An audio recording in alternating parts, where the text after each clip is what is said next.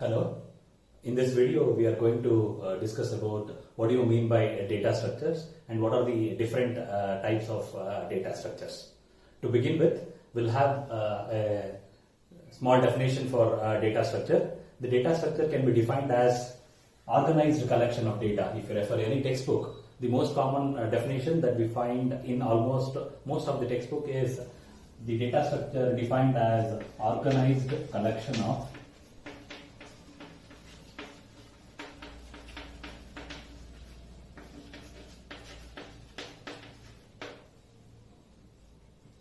or in the other sense, it can also be defined as data structure can be defined as a concept.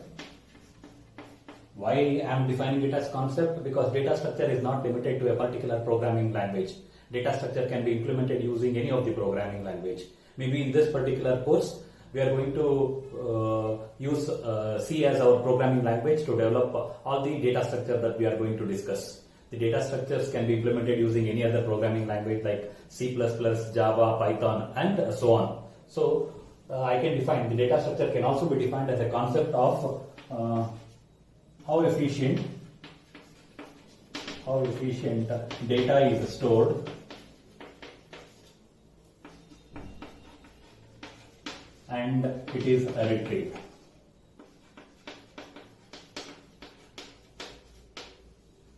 This constitutes the definition of data structure. Any such things which holds data is defined as a data structure. Now coming to the different types of data structure, basically we can categorize the data structure into two different types. One called as primitive data structure and the other one called as non-primitive data structure. So we can categorize data structure into two different types. The first category of data structure is called as primitive data structure.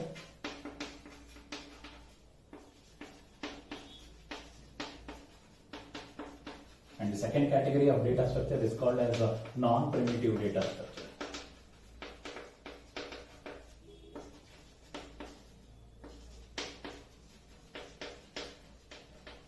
In the sense, primitive means those data structures which can be executed directly by the machine instructions.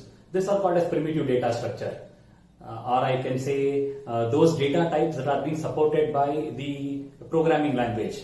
All the data types that are supported by a programming language are called as primitive data structure. Data types supported by a language. Data type, basic data type. All the basic data types that are supported by a particular language is or can be termed as a primitive data structure. Example: int, float, char, double, are some of the basic primitive data structure. Those data structure which user derives from this basic data structure are called as a non-primitive data structure. In case of non-primitive data structure, we can categorize non-primitive data structure once again into two different types. The first category of non-primitive data structure, I can call it as linear, and the second category of non-primitive data structure, I can call it as non-linear data structure. Non-linear data structure. I'm repeating, those data structure which are not the basic data type of a programming language are called as non-primitive data structure. Say for example, an array, a list, a tree, files, all these are the non-primitive data structure. As I told, in case of non-primitive data structure, I can categorize non-primitive into linear and non-linear data structure.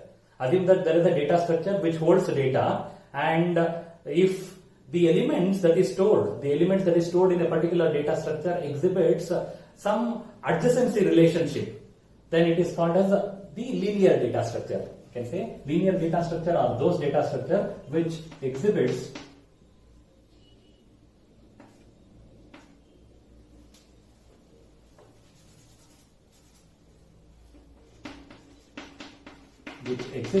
adjacency relationship.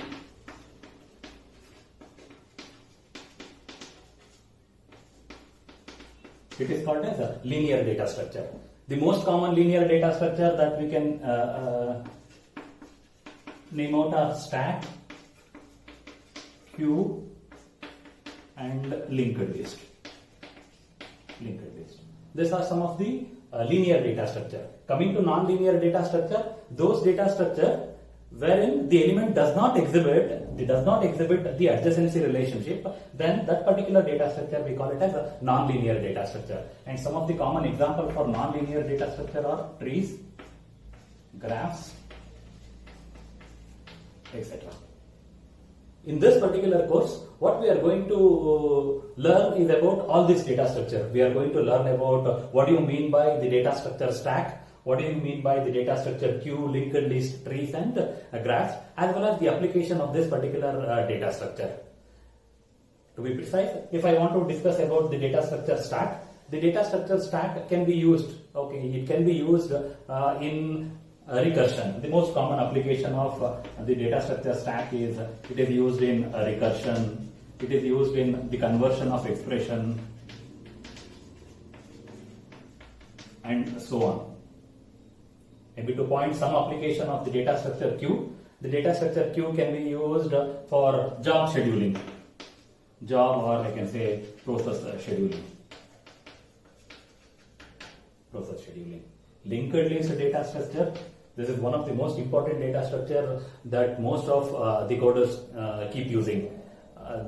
Some application of this linked list data structure is linked list data structure can be used to implement stack in queue at all. It can be used to implement stack, queues. It can be used, this linked list data structure can be used to implement editors.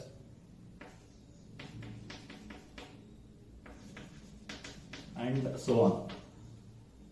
Once again, there are so many types of linked list, like single linked list, double linked list, circular single linked list, and so on. When we come to this particular topic, I will be explaining in detail what exactly you mean by linked list and how to implement a linked list and what are the different types of linked list and so on. Similarly, even with respect to queue, there are so many types of queues. I just told queue can be used in order to perform job and process scheduling. But depending upon the type of application that we are creating and the objective of that particular application, we can come up with the different types of queues.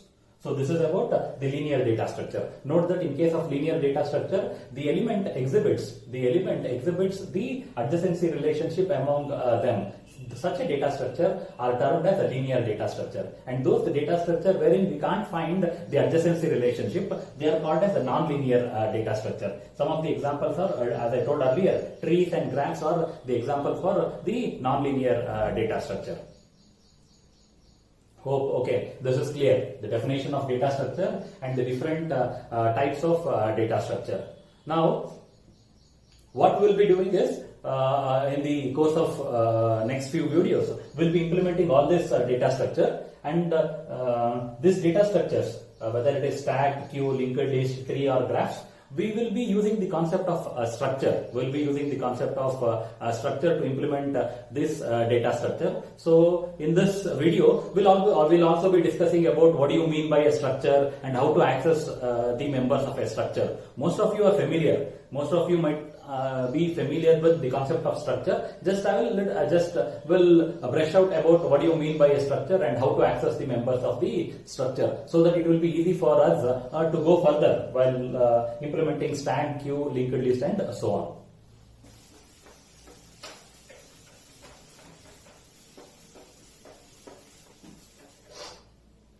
Structures, as we know, structure is a data type. Maybe you might be familiar with the concept of an array. Array is a derived data type or a constructed data type which holds similar data items. What I can say about a structure is also a derived. It is also a derived or a constructed data type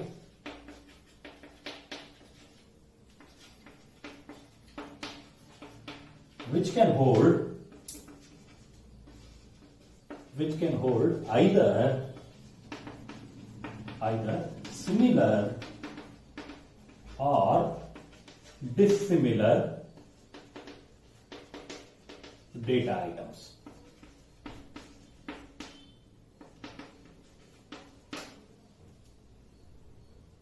Now, how to define a structure? How to define a structure? A structure definition always starts with a keyword struct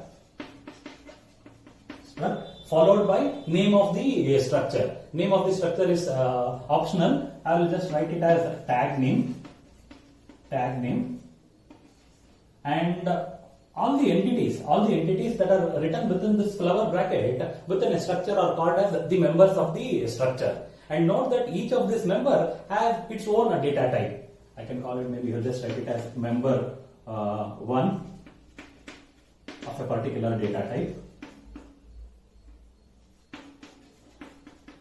member 2 of a particular data type. You can have as many members you need. Note that the end of the structure definition should always end with a semicolon. The end of a structure definition should always end with a semicolon. This is about what do you mean by a structure and how to define a structure. Note that we have not declared any such structure variable. We have not declared any structure variable. We'll come to the declaration of the structure variable later. I'll repeat once again. Structure can be defined as a derived or a constructed data type which can hold either similar or dissimilar data items. This is how it differs from an array. Array basically contains elements of the same data type, but whereas structure can hold either similar or dissimilar data items. Structure definition always starts with a keyword struct followed by the name of the structure. And all the things that we write within this flower bracket are called as the members of the structure. Note that each of this member can be of a particular data type, and the structure definition ends with a semicolon. This is about what do you mean by a structure and how to define a structure. Now, based on this, we'll take a small example how to create a particular structure for maybe to store the information about a student. To store the information about a student. So what we'll be doing is, I'll have the keyword struct followed by the name of the structure. I'm naming the structure name as student. Inside this structure, we need to define the members of the structure. First member of the student, first member of this particular structure, I will have it to store the name of the student. As name is a string, so the first data type is a character array. Char name of some size, say 50. I'll have one more member to hold the USN number. Assuming that all students are being assigned a unique USN number, which is an integer. I'll take the second member as USN and data type is int, and the third one as the department of the student, char department of some particular size, 10. Now I'll be closing the structure definition with a semicolon. This is the definition of the structure. Now, if I want to create an instance of this particular structure, in the sense if I want to create a particular variable to hold the information about a particular student, it has to be done within the program. Either it can be done outside the main function. If you want to access it globally, it can be defined within the main function, or if you want to access it locally. So this is how you are defining a structure to hold the information about a student. Note that this particular structure definition is having three members. The first member name is member name is a name which holds the name of the student. Second member holds the USN number of the student. Here I am assuming that each student is identified with an integer number. So I am taking the second member USN as the data type int, and the third member to hold the department, whether he is a student of computer science or whether he is a student of information science, mechanical or EC. I am having the third member to hold the department. So this department is being declared as a character array. And note that the structure definition is being ended with a semicolon. Now moving on, one more important point about structure is how to access the members of the structure. Note that the members, all these members of the structure can be accessed using an operator called dot. Note that the dot operator is used to access the members of the structure.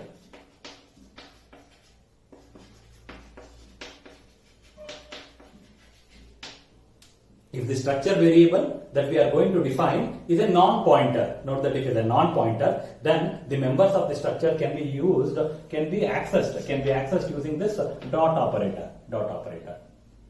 Now what we'll do, we'll write a very small program. We'll come up with a small program to make you understand how to access the members of the structure and how to print the content of this particular structure variable.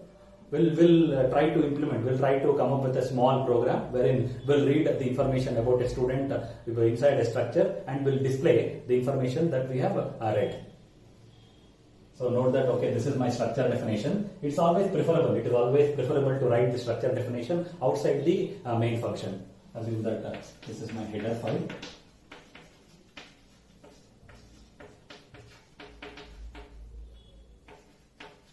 Assume that this is my header file and I have my structure definition. Now I will have my main function. Within the main function, now first thing is I need to declare a variable. Of this particular data type. Now, how to declare a variable? We know that, okay, if I want to declare a variable of integer data type, I generally declare it as int x, comma y, and so on. Now I want to declare a variable of this particular data type. Now the data type is a structure, so it is a struct student. Yes. Now S is a variable of the data type struct student. Now question comes, so what is the size of this variable S? If there was an integer variable A, then we know that in case of Windows or in operating system, that integer variable would take 2 bytes of memory. In case of some versions of Linux operating system or Unix operating system, that integer variable would take 4 bytes of memory. Now in this case, S is not a basic data type, something int, float, char. Okay, here S is a derived data type. We have constructed. It is a constructed data type. It is a derived data type. Hence, the size of this variable S depends upon the members of the structure. Now, there are 3 members of the structure. The first member name takes 15 bytes of data. The second member takes 2 bytes of data. If I assume that integer takes 2 bytes, it takes 2 bytes. And the third member takes 10 bytes. So, this takes 15 bytes, this takes 2 bytes, and this takes 10 bytes. Totally, it is 27. The size of this particular variable S is 27 bytes. Note that the size of the structure variable depends upon the members. It is the summation of the individual members defined in that particular structure. Now, what we will be doing? Once this structure variable is defined, now we will try to read some data. Within this structure variable. Just have printf read name, USN, and department. Scanf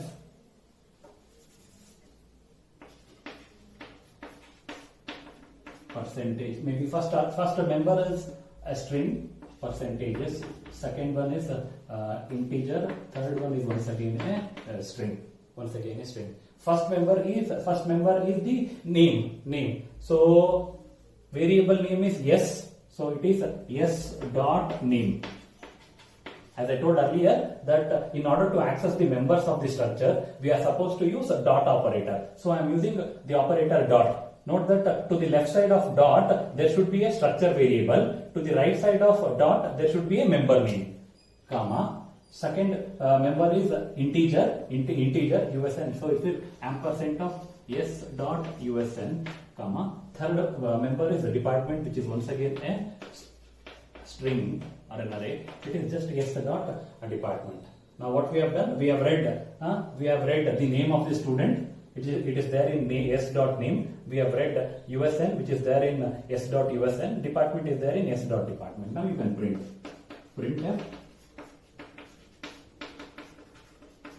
name of the student is equal to percentage s, which is there in s dot name.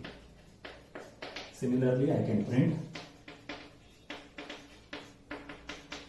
USN is equal to percentage d, which is there in s dot USN. Similarly, I can print the department is equal to percentage s, which is there in s dot department. Just wind up, return 0 and close the program. We'll not go into some complex program. Just my objective is to make you understand how to access the members of the structure. Note that the members of the structure can be accessed using dot operator, provided that the variable is not a pointer. Now question comes, okay, if the variable is a pointer, then how to access the members of the structure? So what we'll be doing is, note that if this particular variable s was a pointer, then we are supposed to use this arrow operator. I can say arrow operator is used to access the members of the structure if it is a pointer. If the structure variable is a pointer, then it can be accessed. Then the members of the structure can be accessed using this arrow operator. We'll just slightly modify the content of this particular program so that it works even for the pointer variable. What changes I need to do? Just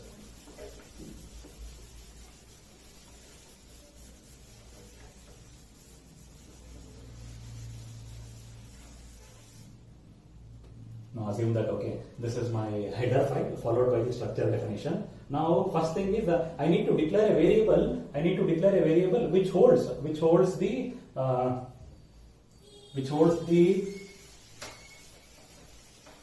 values to the members first. Okay, as we know that pointer is a variable which holds the address of a particular variable.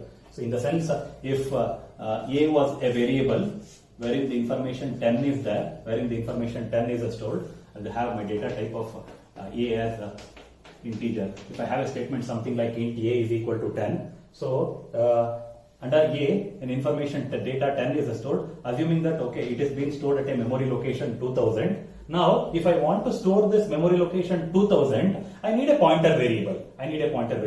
So we might have seen that, okay, we write a variable something like ptr as a pointer. Now I am using this pointer to hold the address of an integer, because a was an integer and a's address is 2000. If my objective is to store this 2000, I need a pointer variable and its data type should be an integer, because a is an integer. Now how to make this ptr to hold the address of a? The statement is ptr is equal to ampersand of a. On execution of this particular statement, we'll see that ptr will be holding the memory location 2000. Now ptr itself is a variable. I will assume that, okay, it is stored in the memory location 3000. Okay, most of you are comfortable with the concept of pointer. This is how a pointer works. Now on the same line, I will declare a variable. In this case, I have taken a. I have declared a variable s, which holds some information about a particular student. So struct student yes. I'll go with the same line. I have a statement int a is equal to 10. Now I have a struct student yes is equal to. Now if I want to initialize, some value to the first member name. So I will have as Akash as the name of the student. Put a comma. Next I need some value to hold the USN number. I'll assume that his USN number is 5 comma. Next I need to hold some value for department. I'll assume that department is CSE. CSE. These are the this is the initialization that I am doing to the variable yes. So name of the student is Akash, his USA number is 5 and department is CSE. That is what we have done here. Int A is equal to 10. So now this yes will be stored in somewhere wherein it takes 27 bytes and it is stored. Now I want to store the address of yes in a variable. If I want to store the address of a pointer variable, then the data type should be of the same data type. As in this case, now I want to store the address of A. I am using a variable ptr, which is a pointer variable of the data type int, because A is integer. Now if I want to store the address of yes, I need a pointer variable of the data type of the same data type. Struct student star yes. Now, how to store the address of, not use it as yes because we have already used yes in the previous declaration. I will use the pointer variable name as ptr itself. Next, I want to store the address. It is ptr is equal to ampersand of yes. Now, yes address is stored in a pointer variable. Note that earlier I have told if the structure variable is a pointer, then to access the members of the structure, I should use the arrow operator. Now, printf